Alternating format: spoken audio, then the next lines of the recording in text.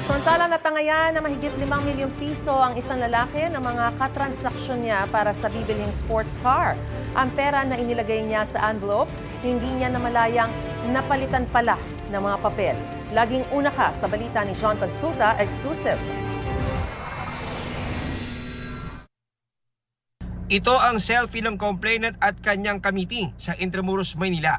Para sa dapat ay binibili niyang sports car sa halagang 5.5 million pesos. Nagpakilalang taga-customs at taga-pier ang kanyang mga kausap na humiling munang makita ang bayad bago iproseso ang pagre-release umano ng kotse mula sa customs. Sa post lang niya nakita ang sports car. So, pag sakay nila sa sasakyan, nag-request itong suspect natin na bilangin yung pera sa harapan nila para kumpleto yung 5.5 billion.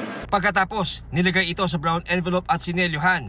Pero lingid sa kaalaman ng bumili ng sports car, pinalitan pala ito at tinangay ng dalawa niyang katransaksyon ang kanyang pera. Ayon sa complainant, nagduda lang siya nang hindi na makontak ang mga kausap.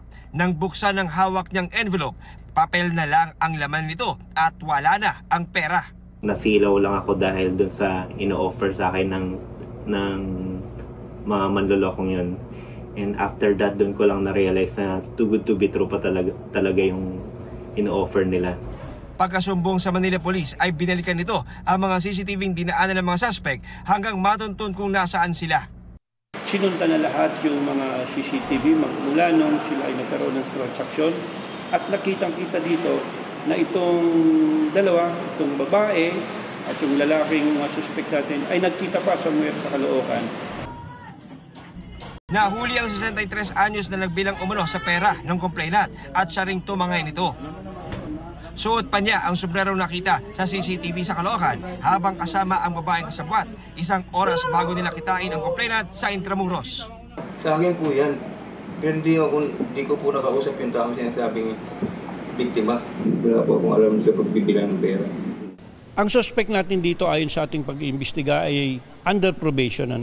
Dahil siya ay nahulihan na o nagkaroon po siya ng warrant at nasintensyahan na sa illegal possession of treasury notes. May hawak siyang peking pera.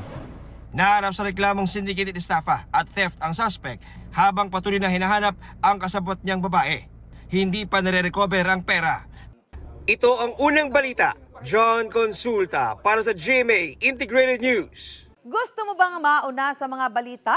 Mag-subscribe na sa GMA Integrated News sa YouTube at tumutok sa unang balita.